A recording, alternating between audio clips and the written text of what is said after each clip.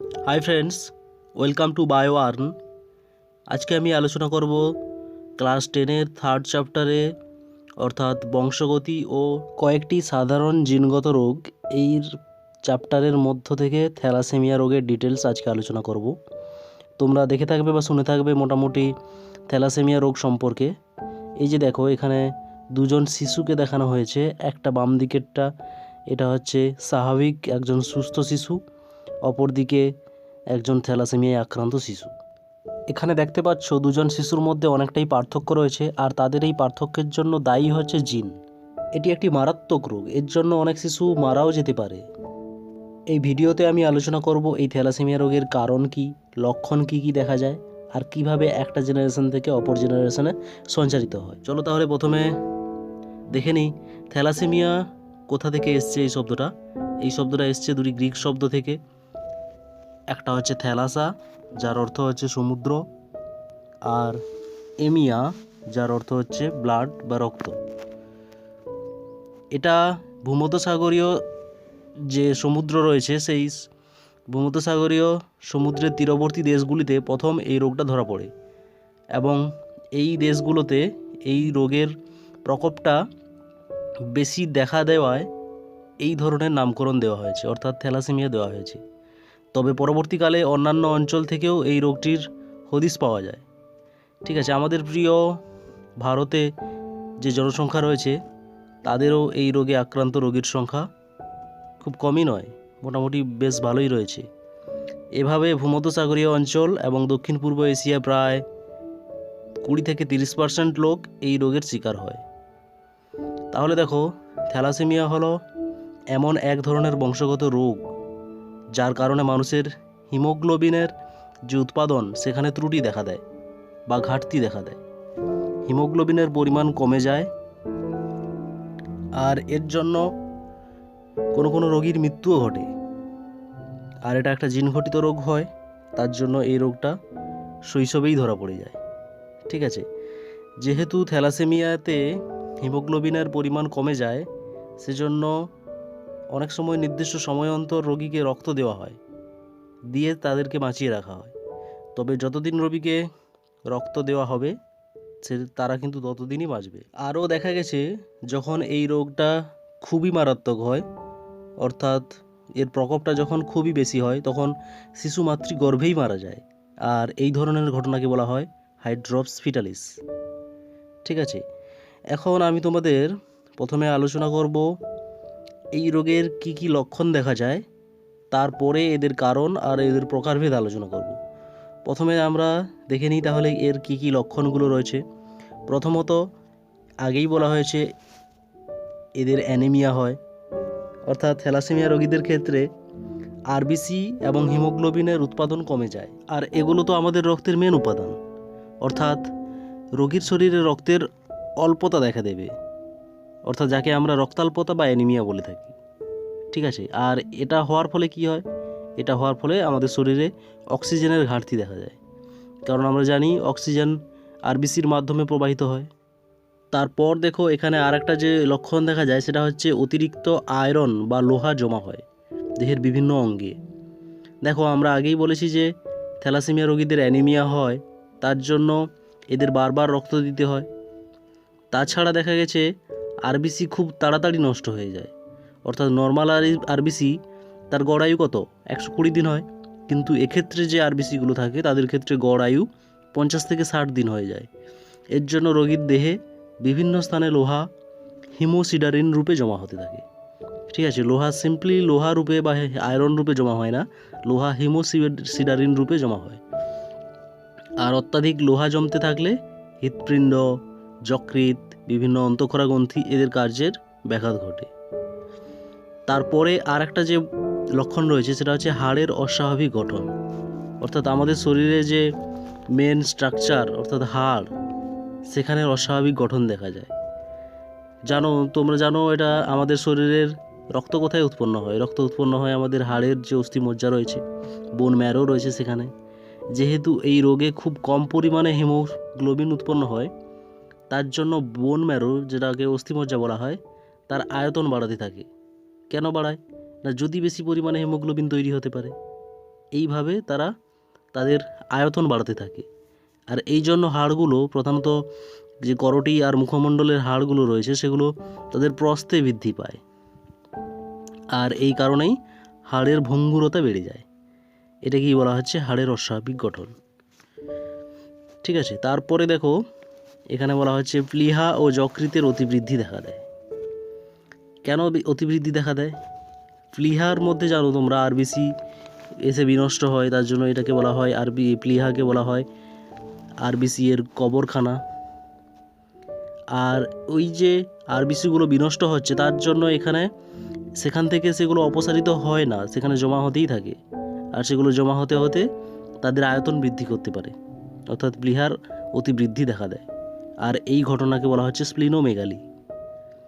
তোমরা জানো স্প্লিন কথাটা ব্যবহার করা হয় প্লীহার ক্ষেত্রে, আর মেগালি কথাটা ব্যবহার করা হয় অতিবৃদ্ধির জন্য। যেহেতু স্প্লিনের অতিবৃদ্ধি হচ্ছে তার জন্য এটাকে বলা হচ্ছে স্প্লিনোমেগালি। এছাড়া যকৃতেরও অতিবৃদ্ধি দেখা দেয়, সেটাকে বলা হবে হেপাটোমেগালি। হেপাটো কথাটা ব্যবহার করা হয় যকৃতের জন্য, তাহলে এখানে বলা হবে হেপাটোমেগালি। ঠিক আছে, এছাড়া আরও কিছু কিছু লক্ষণ রয়েছে, সেগুলো হচ্ছে যেহেতু থ্যালাসেমিয়া রোগীদের অ্যানিমিয়া হয় তার জন্য রোগীদের বৃদ্ধি ব্যাহত হয়ে যায়। এছাড়া জন্ডিস, ক্লান্তি, আর হচ্ছে হৃৎপিণ্ডের নানা রকম সমস্যা, যেমন হচ্ছে হৃৎপিণ্ডের যে একটা ছন্দবদ্ধতা রয়েছে সেগুলোতে সমস্যা দেখা দেয়। তার যে স্পন্দন রয়েছে, হৃদস্পন্দন, হার্ট রেট, সেগুলো হচ্ছে কমে যায়। এই সমস্ত লক্ষণগুলো দেখা যায় থ্যালাসেমিয়া রোগীদের ক্ষেত্রে। এরপরে আমরা চলে আসব এর প্রকারভেদ ও কারণ সম্পর্কে। থ্যালাসেমিয়াকে কত প্রকারে ভাগ করা হচ্ছে আর সেগুলো কি কি কারণে হচ্ছে। দেখো, থ্যালাসেমিয়াকে আমরা প্রধানত 3 ভাগে ভাগ করতে পারি। একটাকে বলা হচ্ছে আলফা, আর একটা বিটা, আর একটা ডেল্টা। প্রথমে আমরা দেখব আলফা থ্যালাসেমিয়া কেন হয়। এর জন্য তোমাদের প্রথমে হিমোগ্লোবিনের স্ট্রাকচারটা একটু জানতে হবে। হিমোগ্লোবিন, অর্থাৎ এখানে দুটো ওয়ার্ড রয়েছে, হিম আর গ্লোবিন। হিম হচ্ছে একটা রঞ্জক পদার্থ, আর গ্লোবিন একটা প্রোটিন। এই যে গ্লোবিন প্রোটিন, এটা 4টা পলিপেপটাইড চেন দ্বারা গঠিত হয়। সেই 4টা চেন হচ্ছে 2টো আলফা চেন আর 2টো বিটা চেন দ্বারা তৈরি হয়। আর এখানে আর একটা কথা মনে রাখতে হবে, একটা আলফা চেন 141টা অ্যামাইনো অ্যাসিড দিয়ে তৈরি হবে, আর একটা বিটা চেন 146টা অ্যামাইনো অ্যাসিড দিয়ে তৈরি হবে। এই যে দেখো, এটা হচ্ছে একটা হিমোগ্লোবিনের স্ট্রাকচার। এখানে দেখা যাচ্ছে উপরের দিকে 2টো বিটা চেন রয়েছে, বিটা 1 আর বিটা 2 চেন, আর নিচের দিকে রয়েছে 2টো alpha chain, alpha 1 alpha 2 chain. আর এদের মাঝে মাঝে দেখো একটা ডিস্ক আকৃতির হিম রয়েছে, আর তার মাঝে এফি অর্থাৎ আয়রন রয়েছে। এই কয়েকটা স্ট্রাকচার নিয়ে হিমোগ্লোবিন গঠিত হয়। আর একটা কথা মনে রাখতে হবে তোমাদের, থ্যালাসেমিয়া হচ্ছে একটা অটোজোমবাহিত প্রচ্ছন্ন জিন ঘটিত রোগ। তোমরা জানো আমাদের 2 ধরনের ক্রোমোজোম রয়েছে, একটাকে বলা হয় অটোজোম বা যেটাকে দেহ ক্রোমোজোম বলা হয়, আর একটাকে বলা হয় সেক্স ক্রোমোজোম। এবার এই থ্যালাসেমিয়া রোগটা হচ্ছে অটোজোম বাহিত প্রচ্ছন্ন রোগ। এটা হচ্ছে অটোজোমের দ্বারা বাহিত হয়, আর প্রচ্ছন্ন রোগ বলা হচ্ছে। প্রচ্ছন্ন রোগ কেন? এই রোগটা প্রকাশ পাওয়ার জন্য 2টো প্রচ্ছন্ন জিনের হোমোজাইগাস কন্ডিশন দরকার হয়। যদি হেটারোজাইগাস কন্ডিশন থাকে তাহলে কিন্তু এরা প্রকাশিত পাবে না, অর্থাৎ মাইনর হিসেবে থাকবে। কিন্তু যখন হোমোজাইগাস কন্ডিশন থাকবে তখনই কিন্তু এটা প্রকাশিত হবে। ঠিক আছে, এবার চলো আমরা দেখে নিই আলফা থ্যালাসেমিয়া কিভাবে হয় আর এর জন্য কি জিনের কি পরিবর্তন হয়। আলফা থ্যালাসেমিয়া বলা হলো অটোজোমবাহিত রোগ। এটা দেখা যায় মানুষের ক্ষেত্রে 16 নম্বর ক্রোমোজোমের যে দীর্ঘ বাহু রয়েছে, অর্থাৎ কিউ বাহু, সেখানে আলফা চেন তৈরির যে জিনগুলো থাকে, 4টা জিন থাকে, সেখানে ত্রুটি দেখা দেয়, অর্থাৎ মিউটেশন দেখা দেয়। তার জন্য আলফা চেন তৈরি হয় না, এর জন্য হয় আলফা থ্যালাসেমিয়া। তোমরা জানো আমাদের প্রত্যেকটা ক্রোমোজোম 2টো করে থাকে। একইভাবে 16 নম্বর ক্রোমোজোমও থাকবে, তাহলে কটা? 2টো থাকবে। আর যেহেতু প্রত্যেকটা ক্রোমোজোমে 2টো করে আলফা গ্লোবিন জিন থাকে, তাই সেম 2টো ক্রোমোজোমে টোটাল 4টা জিন থাকবে। আর এই 4টা জিনের মধ্যে একটা বা 2টো জিন বা 3টে বা 4টা জিনই যখন মিউটেশন দেখা দেবে তখনই কিন্তু থ্যালাসেমিয়া দেখা দেবে। অর্থাৎ এখানে এই যে জিনের বিযুক্তি হচ্ছে, অর্থাৎ মিউটেশন হচ্ছে, এটার উপর ভিত্তি করে থ্যালাসেমিয়াকে 2টো ভাগে ভাগ করা হয়। একটাকে বলা হচ্ছে থ্যালাসেমিয়া মেজর, আর একটাকে বলা হয় থ্যালাসেমিয়া মাইনর। এখানে দেখো এইটে 2টো ক্রোমোজোম রয়েছে। এবার এই 2টো ক্রোমোজোমের মধ্যে 1, 2, 3, 4টা জিন রয়েছে, তাহলে 4টা জিনই প্রেজেন্ট রয়েছে, তাহলে এটাকে বলা হবে স্বাভাবিক মানুষ। অর্থাৎ এদের ক্ষেত্রে কোনো থ্যালাসেমিয়া রোগের বৈশিষ্ট্য থাকবে না। তারপরে এখানে মিউটেশন হবে, অর্থাৎ একটা, দুটো, তিনটে বা চারটা জিন যখন বিযুক্তি হবে অর্থাৎ ডিলিশন হবে, তখন কিন্তু বিভিন্ন রকমের অ্যানিমিয়া বা থ্যালাসেমিয়া দেখা দেবে। এবার দেখো, প্রথমে আমরা একটা করে দেখাচ্ছি। এখানে দেখো 4টা জিন ছিল, তাহলে এখান থেকে একটা জিন ডিলিশন হয়ে যাবে, তাহলে এটার যে থ্যালাসেমিয়াটা দেখা যাবে এটাকে বলা হবে minor thalassemia, alpha thalassemia minor. তারপর দেখো এখানে আমরা চারটার মধ্যে থেকে দুটোকে ডিলিট করব, তাহলে এখানে দুটো কন্ডিশন হতে পারে, একটা ক্রোমোজোম থেকে দুটো হতে পারে, অথবা প্রতিটা ক্রোমোজোম থেকে একটা একটা করে ডিলিট হতে পারে। যদি একটা ক্রোমোজোম থেকেই দুটো ডিলিট হয়ে যায় তখন সেটা কী হবে, দুটো ক্রোমোজোম আলাদা রকম দেখতে লাগছে, তাহলে এটাকে বলা হবে হেটারোজাইগাস। আর যখন প্রতিটা ক্রোমোজোম থেকে একটা একটা জিন ডিলিট হবে তখন সেটাকে একই রকম দেখতে লাগবে, তখন সেটাকে বলা হবে হোমোজাইগাস কন্ডিশন। এক্ষেত্রেও যে থ্যালাসেমিয়াটা দেখা দেবে সেটাকে বলা হচ্ছে থ্যালাসেমিয়া মাইনর। আর অর্থাৎ থ্যালাসেমিয়া মাইনর বলা হচ্ছে যখন একটা বা দুটো জিন ডিলিশন হবে তখন সেটাকে বলা হচ্ছে আলফা থ্যালাসেমিয়া মাইনর। আর মেজর বলা হবে যখন 3টে বা 4টা যে জিন রয়েছে, 3টে অথবা 4টাই যদি ডিলিট হয়ে যায় তখন সেটাকে বলা হবে মেজর। আর এক্ষেত্রে কী কন্ডিশনটা হতে পারে দেখো, এক্ষেত্রে একটা ক্রোমোজোম থেকে দুটোই ডিলিট হয়ে যেতে পারে, আর একটা ক্রোমোজোমে দুটোর মধ্যে একটা, এইভাবে 3টে ডিলিট হবে, তাহলে এটাকে বলা হবে দুটো আলাদা রকম দেখতে লাগবে, তখন সেটাকে বলা হবে হেটারোজাইগাস কন্ডিশন।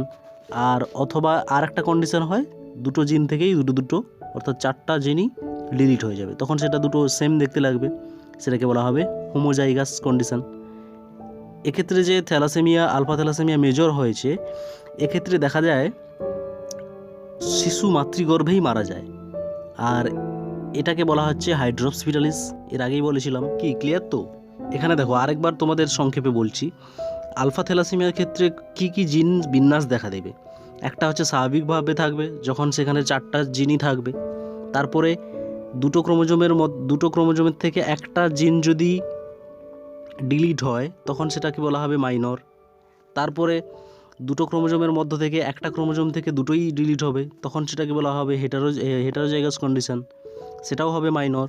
তারপরে প্রতিটা থেকে একটা করে ডিলিট হবে, অর্থাৎ দুটো ডিলিট হচ্ছে, তাহলে সেটাও হবে হোমোজাইগাস কন্ডিশন, সেটাও হবে মাইনর। অর্থাৎ মাইনর বলা হচ্ছে এক থেকে যখন দুটো জিন ডিলিট হবে তখন সেটাকে বলা হবে মাইনর।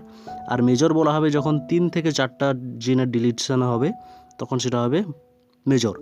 আর এখানে মেজরের ক্ষেত্রে কী হবে, জেনেটিক বিন্যাসটা দেখে নাও, একটা ক্রোমোজোমে একটা থাকবে আর বাকি থাকবে না, বাকি ক্রোমোজোমে 0। আর একটা কন্ডিশন, দুটো ক্রোমোজোম থেকেই দুটো করে ডিলিট হয়ে যাবে, এটাকে বলা হচ্ছে মেজর। তারপরে দেখো এখানে বিটা থ্যালাসেমিয়া কী কারণে হয়। বিটা থ্যালাসেমিয়ার জন্য দায়ী হচ্ছে আমাদের 11 নম্বর ক্রোমোজোম।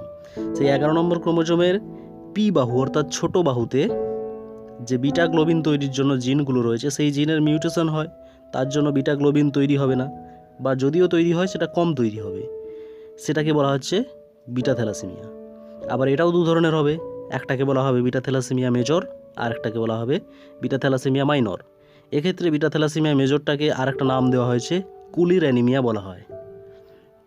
এক্ষেত্রে কি কন্ডিশন দেখা যায়, এক্ষেত্রে 11 নম্বর ক্রোমোজোম যে দুটো রয়েছে সেই দুটোতেই যদি মিউটেশন ঘটে যায় তখন হয় মেজর, আর 11 নম্বর ক্রোমোজোম যে দুটো রয়েছে সেই দুটোর মধ্যে যখন একটাতে যে জিনগুলো রয়েছে সেখানে যদি মিউটেশন হয় তখন সেটাকে বলা হবে মাইনর।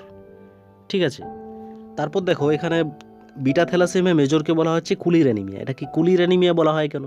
একজন আমেরিকান চিকিৎসক ছিলেন থমাস বেন্টন কুলি, তিনি সর্বপ্রথম একজন শিশুর দেহে বিটা থ্যালাসেমিয়া পর্যবেক্ষণ করে এবং সেটাকে নির্ণয় করে, তার জন্য তার নামানুসারে এই বিটা থ্যালাসেমিয়া মেজরকে কুলির অ্যানিমিয়া বলা হয়ে থাকে। তারপর চলে এসো আর একটা থ্যালাসেমিয়া যেটাকে ডেল্টা থ্যালাসেমিয়া বলে। এটা দেখা গেছে 11 নম্বর ক্রোমোজোমে ডেল্টা জিন থাকে, এই যে আলফা ও বিটা জিন ছাড়াও ডেল্টা জিন থাকে, সেই ডেল্টা জিনের যখন ত্রুটি দেখা দেবে তখন ডেল্টা গ্লোবিন প্রোটিন সংশ্লেষ ব্যাহত হবে, আর সেক্ষেত্রে সামান্য অ্যানিমিয়া দেখা দেয়, এটাকে বলা হচ্ছে ডেল্টা থ্যালাসেমিয়া। এটা সবসময়ই মাইনরই হয়ে থাকে, অর্থাৎ এদের প্রকোপটা খুবই কম। ঠিক আছে ফ্রেন্ডস, আজকে তোমাদের জন্য থাকছে দুটো টাস্ক, তোমরা এর উত্তর আমাকে কমেন্টে জানাবে।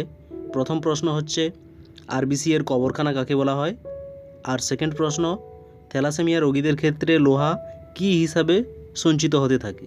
এই দুটো প্রশ্নের উত্তর তোমরা সবাই কমেন্টে জানাবে। ফ্রেন্ডস, আজকে তাহলে এটুকুই থাক। আর এর পরের দিন আমরা আলোচনা করব কিভাবে থ্যালাসেমিয়া একটা জেনারেশন থেকে আরেকটা জেনারেশনে সঞ্চালিত হয়, থ্যালাসেমিয়া কেন টেস্ট করতে হয় বিবাহের পূর্বে, কি কি তাদের উপযোগিতা রয়েছে, এই সমস্ত বিষয় নিয়ে আলোচনা করব।